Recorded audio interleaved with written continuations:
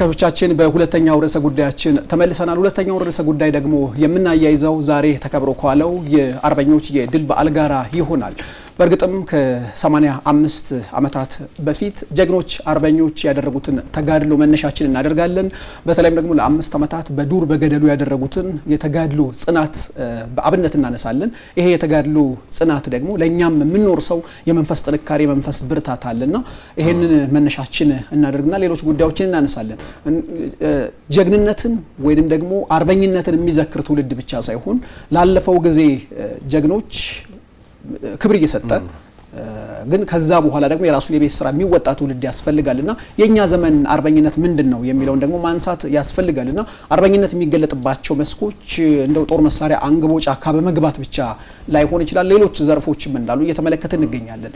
አሁን ባለው ሁኔታ ጀግናው ሀገር መከላከያ ሰራዊት የሀገርን ብሔራዊ ጥቅም በማስከበር ረገድ የሚወስደው የጀግንነት ተግባር አለ። ከሌሎች ከዚህ ቀደም ከነበሩ አርበኞች የተወሰደ የመንፈስ ጥንካሬንም ጭምር በመውረስና በሌሎች ዘርፎች ላይ የሚገኙ ኢትዮጵያውያን ደግሞ የየራሳቸው የአርበኝነት ታሪክ መጻፍ ይጠበቅባቸዋልና መነሻችንን ከዚህ እናደርግ። በቅድሚያ መላው ኢትዮጵያውያንን እንኳን ለ85ኛው ዓመት የጀግኖች አርበኞች ቀን አደረሳችሁ ማለት እንፈልጋለን።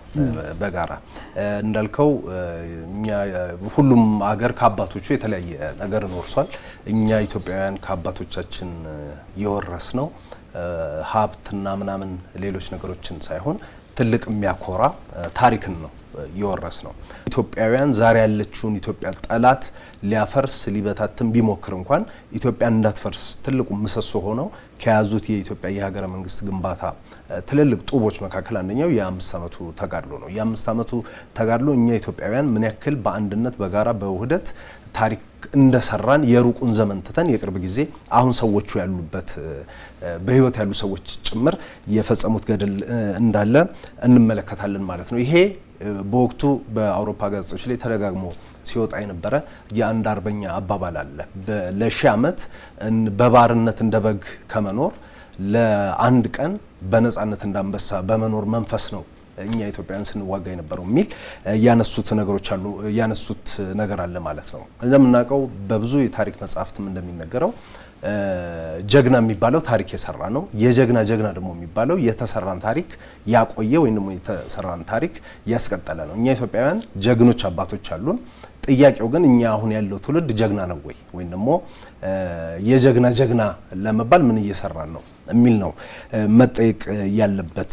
በጀግንነት አርበኝነት የምንላቸው ነገሮች በየዘመኑ የተለያየ ትርጉም ነው የሚኖራቸው። ትላንት ቀጥታ ሀገራችንን ለመቁረስ ሀገራችንን ለመድፈር መሳሪያ ይዞ የሚመጣ ኃይል ነበረ። ዛሬ እንደሱ አይነት ኃይል በቀጥታ ላይኖር ይችላል። ስለዚህ የዘመኑ አርበኝነትና የዘመኑ ጀግንነት ትርጓሜ የተለየ መሆን መቻል ይኖርበታል ወይ ነው አለበት ብዬ አስባለሁ። የዘመኑ አርበኝነት ቅድም ስናወራ የነበረው አካል ነው መሆን ያለበት። ማምረት አምራችነት የዚህ ዘመን አርበኝነት መሆን መቻል አለበት ብዬ አስባለሁ። ለሀገር ክብር መቆም የዚህ ዘመን አርበኝነት በዛ የሚገለጽ ነው። ለሀገር ሰላም መቆም ከዚህ ዘመን አርበኝነት የሚጠበቅ ይመስለኛል። ከዚህ በተጨማሪ ደግሞ ለኢትዮጵያ ብሔራዊ ጥቅሞች ባህር በርን ጨምሮ ኢትዮጵያ በርካታ ብሔራዊ ጥቅሞች እንዳሏት እናውቃለን። እነዚህን ለማስጠበቅ መቆም ነው የዘመኑ አርበኝነት ሊሆን የሚገባው። ምርጫን በመሳሰሉ ኢትዮጵያ የምታደርጋቸው የዲሞክራሲያዊ ስርዓት ልምምዶች ውስጥ በቀጥታ በተዘዋዋሪ ገብቶ መሳተፍ ሌላኛው የዘመኑ አርበኝነት ትርጓሜ ነው ብዬ አስባለሁ።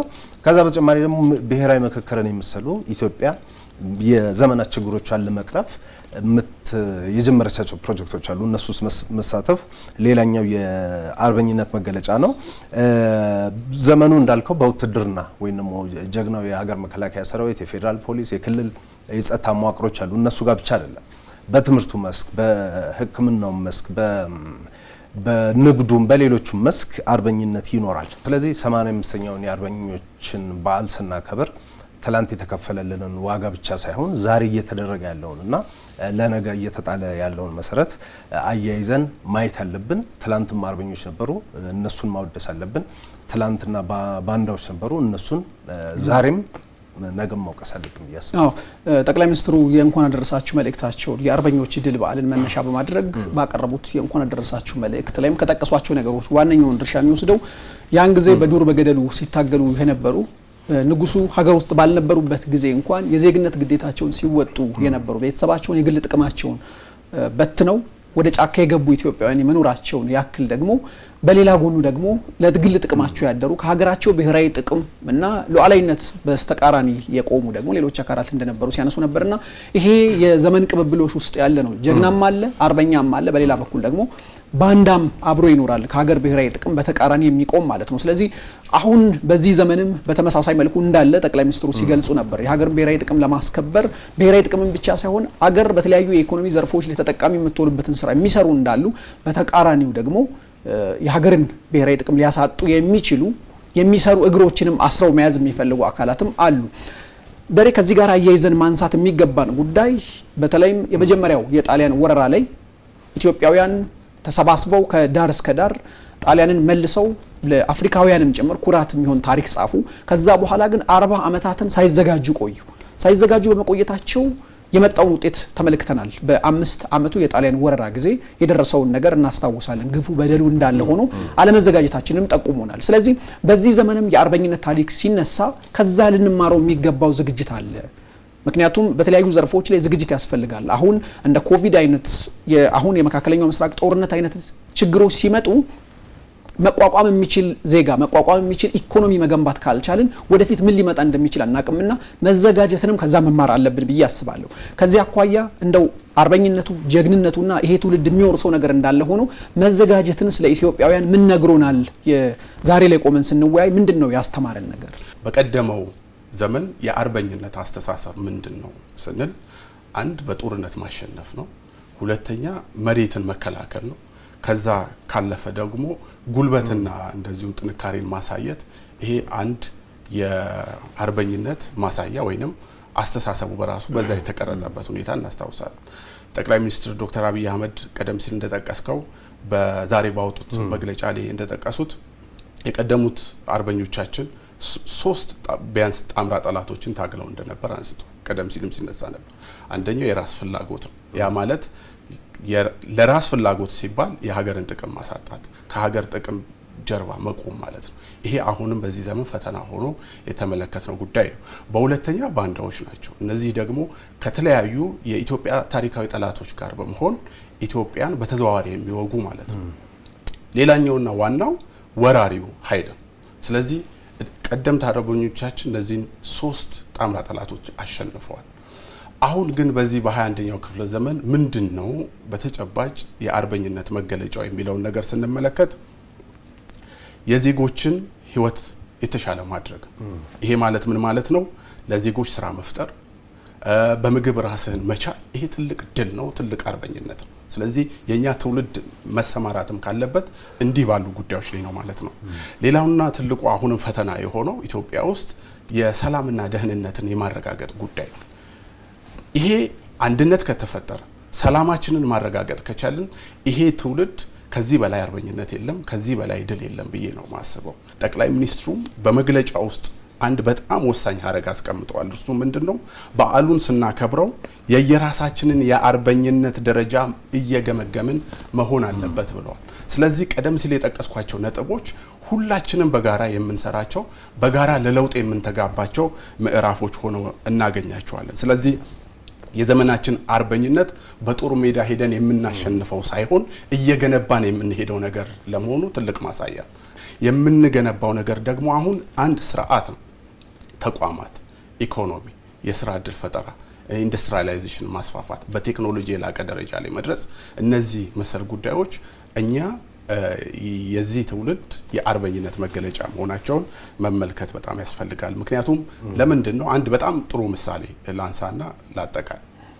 እንደ ሲንጋፖር የመሳሰሉ ሀገራት ለምሳሌ በጦር ሜዳ ወይንም ደግሞ በጦርነት የበላይነት ታሪክ ያላቸው ሀገራት መካከል የምትመደብ ሀገር አይደለችም። ሲንጋፖር ግን የአገልግሎት ስርዓቷ በቴክኖሎጂ በአስተዳደር በህዝብ አገልግሎት ዘመኑን የሚመጥን ማለት ነው። ዘመኑን የሚመጥን አገልግሎት ማቅረብ በመቻላቸው በዓለም ላይ ካሉ ከበለጸጉ ሀገራት መካከል ትጠቀሳለች።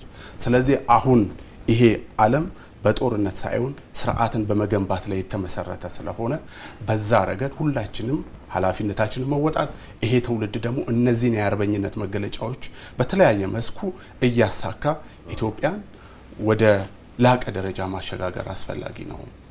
ይሄን ስናደርግ ለዚህ ትውልድ ብቻ አይደለም። በነገራችን ላይ ቀደምት አርበኞች ስለ ግል ጥቅም ቢሆን ስለ አሁኗ ኢትዮጵያ ቢሆን ኖሮ ወይንም ደግሞ አሁን ስለነበሩበት ጊዜ ቢሆን ኖሮ የግል ጥቅማቸውን ማስቀደም ይችሉ ነበርና ለትውልድ ነው 100 እና 200 ዓመት አሻግረው ተመልክተው ይሄን ውጤት እንዲመጣ ያደረጉትና ለዛም ነው ከቀደሙ አርበኞች መውረስ ያለብን ምንድነው ብለን ስናነሳ አሁን ያለንበትን ጥቅም ወይንም የዛሬን ጊዜያዊ ጥቅም ብቻ ሳይሆን አሻግረን የነገውንም መመልከት አለብን ተብሎ ጥያቄ ሐሳብ የሚሰነዘረውና ለዛ ነው አሁን ያለው ትውልድ በውይይታችን ላይም ሲነሳ እንደነበረው የቀጣይ ግዚያት የዓለም ፈተናዎች ምንድናቸው የኢትዮጵያ ፈተናዎች ምንድናቸው ስጋቶች ምንድናቸው ብሎ አሁን ያለውን ኑሮ ኖሬ ለቀጣይ ትውልድ ሲመጣ ይጨነቅበት በሚል ሐሳብ ብቻ ሳይሆን ስለ ቀጣይ ትውልድ ያገባኛል በሚል ስሜትም ያን መውሰድ ያስፈልጋል። ለዚህም ኢንዱስትሪያላይዜሽን ላይ ቅድም ስናነሳ ነበር ማኒፋክቸሪንግ ኢንዱስትሪ ለዛሬ ብቻ ሳይሆን ለመጪው ዘመን ትውልድም ነው ሉዓላዊነትን ማረጋገጥ የሚገባው ብለናል።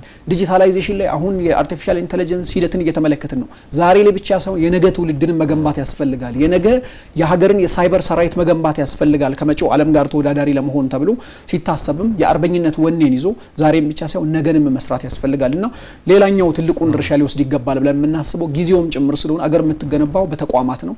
ተቋማትን ደግሞ ማስኬድ የሚቻለው በዲሞክራሲ ስርዓት ግንባታ ውስጥ ነው። ስለዚህ ዲሞክራሲ ስርዓት ግንባታ ውስጥ ደግሞ ዜጎች እምነት ኖሯቸው መሳተፍ እንዲችሉ እያንዳንዱ ዜጋ የራሱ ኃላፊነት አለበት።